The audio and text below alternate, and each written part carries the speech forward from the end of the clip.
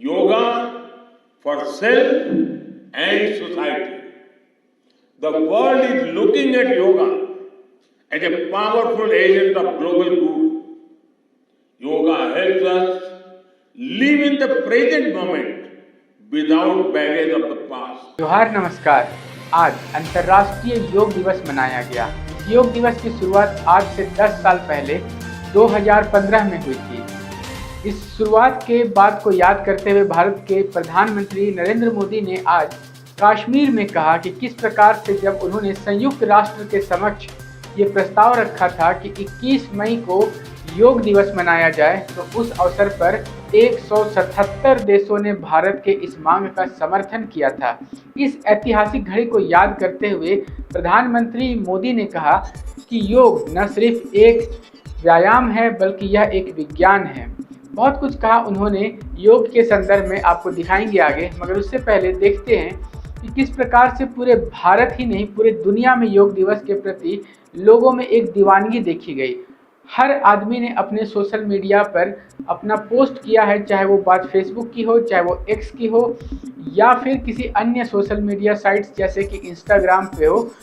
योग करते हुए कई लोगों ने अपने फोटो को पोस्ट किया है। आम आदमी से लेकर के खास आदमी तक ने योग को प्रोत्साहित करने का प्रयास किया। लगभग हर स्थान पर, सार्वजनिक स्थलों पर योग करते हुए लोगों के वीडियोज़ हैं, न्यूज़ हैं और उनके सारे के सारे फोटोग्राफ्स अलग अलग सोशल मीडिया वेबसाइट्स पे अपलोडेड हैं। कहीं फेसबुक पे स्टोरी लगी है, तो कहीं व्हाट्सएप पे स्टोरी लगी हुई है, तो कहीं लोगों ने अपने योग के तस्वीरों के साथ साथ अन्य को भी योग के लिए प्रोत्साहित करने का काम किया है। योग है क्या? योग एक प्रक्रिया है जोड़ने की। जोड़ना किसे है? हर लोग अपने अपने तरीके से इसका अर्थ निकाल सकते हैं, मगर योग का वास्तविक अर्थ है हमारे अंदर जो जीवात्मा है, जीवात्मा यानी जिसकी वजह से हम जीवित हैं, वो आत्मा, और एक सर्वशक्तिमान शक्ति है जिसे हम अलग अलग नामों से ईश्वर, अल्लाह, परमेश्वर अलग नामों से पुकारते हैं। उस परम सत्ता, उस परम शक्ति जिसके हम अंश कहे जाते हैं, उससे हमारे मन का जुड़ाव होना, यह एक कोई शारीरिक क्रिया नहीं है, यह एक आध्यात्मिक दुनिया की बात कर रहा हूँ। ये वो दुनिया है जिसे महसूस किया जा सकता है, जिसे एक्सप्लेन करना काफ़ी मुश्किल होता है। शारीरिक व्यायाम कुछ ऐसे है जैसे शरीर में शक्ति आ जाती है, ऊर्जा आ जाती है, मगर जैसे कोई घर हो तो उसे ऊपर से अच्छे से डेंटिंग पेंटिंग कर दें, उसी प्रकार की प्रक्रिया होती है जो शारीरिक अन्य जो व्यायाम की प्रणालियां हैं, चाहे वो जिम जाके करना हो, चाहे वो दौड़ना कूदना या फिर किसी अन्य प्रकार का व्यायाम हो, मगर योग शरीर को अंदर से मजबूत बनाता है। जैसे जब हम घर बनाते हैं तो उसके दीवार में जो अच्छी क्वालिटी का सीमेंट, अच्छी क्वालिटी के सरिया, अच्छी क्वालिटी की ईंटें इस्तेमाल करते हैं, तो अंदर से घर मजबूत होता है। ऊपर से डेंटिंग पेंटिंग भले कमज़ोर हो, मगर अंदर से मजबूती होती है। कुछ वैसा ही हमारा आंतरिक मजबूती, आंतरिक विकास होता है। ये विकास होता है मन का, विचारों का, जिससे कि इंसान का पूरा व्यक्तित्व बनता है। तो इस योग को पूरी दुनिया में प्रचलित करने के लिए, पूरी दुनिया में लोकप्रिय करने के लिए कई लोगों का प्राचीन काल से योगदान रहा, मगर आधुनिक भारत में अगर हम बात करें तो बाबा रामदेव की बात के बिना योग की बात कहीं ना कहीं अधूरी रह जाती है। ये वो शख्स रहे जिन्होंने कि योग को आम जनमानस तक निःशुल्क पहुंचाने का बीड़ा उठाया और सफलतापूर्वक पहुंचाया भी। योग जो कि बहुत ही क्लिष्ट है, बहुत ही कॉम्प्लिकेटेड है, बहुत कठिन है, इस प्रकार से इसे बना के रखा गया था। इसका व्यावसायिक उपयोग बहुत ज़्यादा था कि अगर आपको कुछ खास किस्म के क्लिष्ट क्वालिटी के, कॉम्प्लिकेटेड क्वालिटी के व्यायाम बताते हैं जिससे बहुत ज़्यादा खास फायदे हैं, तो उसके लिए बहुत हाई चार्ज किया जाता था योग प्रशिक्षकों के द्वारा। मगर फिर एक शख्स आता है इस देश में जो निःशुल्क, खुलेआम, ओपन शिविर में, खुले शिविरों में जो है वो बताने लगता है, ओपन कैंप्स में बताने लगता है कि योग करना ज़रूरी है। भले आप थोड़ा सा गलत भी अगर कर रहे हैं तो उससे नुकसान नहीं है, कुछ ना कुछ फ़ायदा ही है जितना आप सही कर रहे हैं उससे।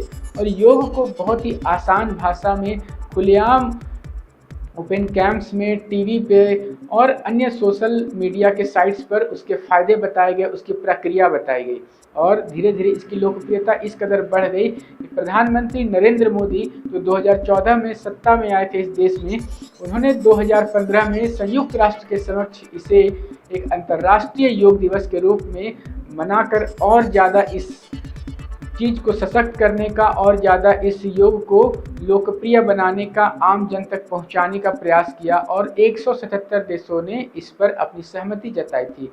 आज सभी ने योग किया है। चाहे हम बात रांची की कर ले तो झारखंड में नेता प्रतिपक्ष बाबूलाल मरांडी ने भी अपने सोशल मीडिया पर अपने योग करते फोटो और वीडियो को डाला और एक लाइन लिखा कि करें योग, रहें निरोग। झारखंड के स्वास्थ्य मंत्री बन्ना गुप्ता ने भी बिरसा फन पार्क में रांची के विधायक सीपी सिंह के साथ में योग किया।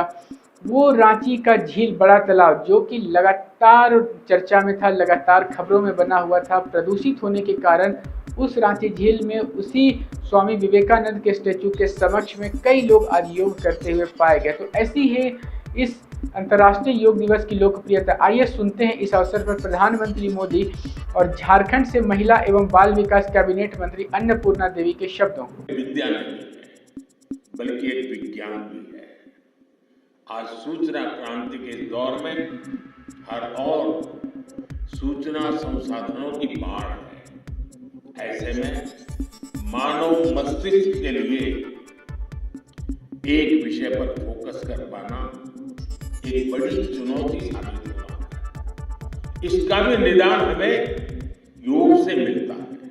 हम जानते हैं एकाग्रता मानव मन की सबसे बड़ी ताकत है।